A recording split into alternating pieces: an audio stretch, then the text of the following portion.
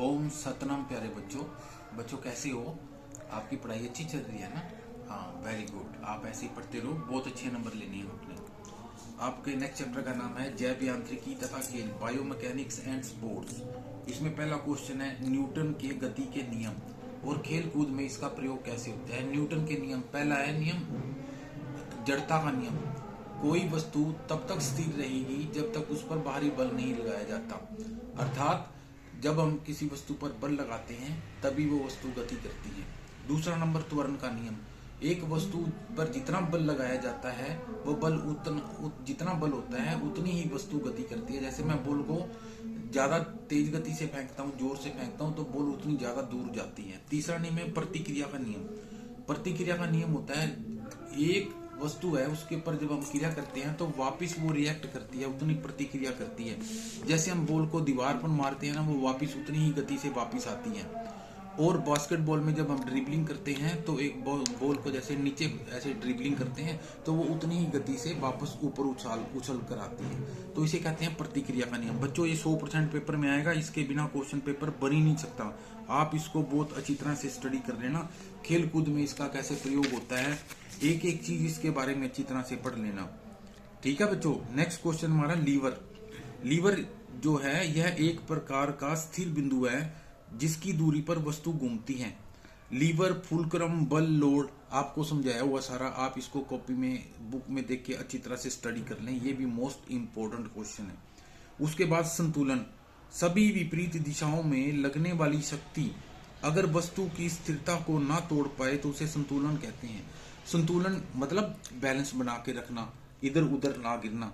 चारों तरफ से हवा भी, जो भी है, गुरुत्व बल भी अगर अपनी तरफ खींचते हैं, वायु भी प्रतिरोध करती है, फिर भी उसका बैलेंस बना रहता है, तो इसे कहते हैं संतुलन। ठीक है प्यारे बच्चों। सिद्धांत कौन कौन से हैं? अधिक आधार, अधिक स्थिरता। नंबर 2 बल की दिशा। नंबर 3 गुरुत्व केंद्र नीचे। नंबर 4 संभावित बल की दिशा। गुरुत्व केंद्र यह एक काल्पनिक बिंदु होता है जिस पर व्यक्ति का भार केंद्रित होता है। ठीक है बच्चों। गुरुत्व केंद्र है ना, आपको पृथ्वी हर चीज को अपनी ओर आकर्षित करती है, उसको नीचे खींचने की ओर कोशिश करती है, इसे ही गुरुत्व केंद्र कहते हैं। उसके बाद है घर्षण। यह गति विरोधी बल है जो दो सतहों के एक दूसरे के संपर्क में आने से पैदा होती है। घर्षण दो प्रकार की होती है। नंबर 1 स्थिर घर्षण और नंबर 2 गतिशील घर्षण। आप देखते हो बैडमिंटन, बैट, कुश्ती, खो खो में जो है ना, बैडमिंटन में देखते हो आप, जो उसका ग्रिप होती है उसके ऊपर जो पकड़ने के लिए ऐसे दूसरी तरह की लगी होती है, डिस्टेंस होता है बीच में। बैट के ऊपर रबड़ की ग्रिप चढ़ी होती है, वो इसलिए होती है बच्चों की जो है ना, इसकी पकड़ ठीक बनी रहे। और कुश्ती में आप देखो खिलाड़ी खेलने से पहले जो है ना चूना लगाते हैं, और वेट लिफ्टिंग में भी आप खिलाड़ी में जो है ना चूना लगाते हैं वो इसीलिए लगाते हैं। और जो आप देखो जो स्पोर्ट्समैन होते हैं वो शूज यूज करते हैं, स्पाइक्स, उसके नीचे कील लगे होते हैं। फुटबॉल में स्टंड होते हैं, और भी जो खेलों में अलग तरह के जूते होते हैं। शूज के नीचे आप देखते हो कैसे गुड़ियां बनी होती हैं, वो इसलिए बनी होती हैं ताकि घर्षण अधिक हो और आदमी की, खिलाड़ी की ब्रेक लग जाए और वो रुक जाए। ये मोस्ट इंपोर्टेंट क्वेश्चन है बेटे, पेपर में जरूर आएगा। नेक्स्ट कहता है प्रेक्षेप्य पथ। प्रेक्षेप्य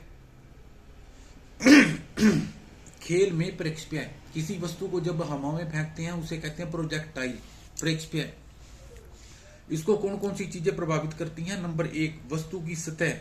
नंबर 2 वायु प्रतिरोध। नंबर 3 प्रक्षेपण कोण, हम किस कोण पे फेंकते हैं। अगर हम 45 डिग्री के कोण पे फेंकते हैं ना वस्तु को, तो वो सबसे अधिक दूरी पर जाती है, और 90 पे हमारे सिर, ऐसे सिर के ऊपर ही आके गिर जाती है, और जो 60 पे कम दूर जाती है। सबसे ज्यादा दूर जाती है 45 डिग्री के कोण पर। गुरुत्वाकर्षण बल और रोटेशन या स्पिन, बॉल कितनी घूम रही है, जो वस्तु है कितनी घूम रही है, ये इसके ऊपर भी डिपेंड करता है।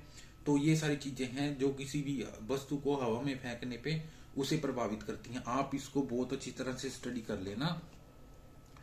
8वें चैप्टर में सबसे ज्यादा क्वेश्चन आएंगे, आप इसको सबसे ज्यादा अच्छी तरह से पढ़ना। Thank you, have a great day.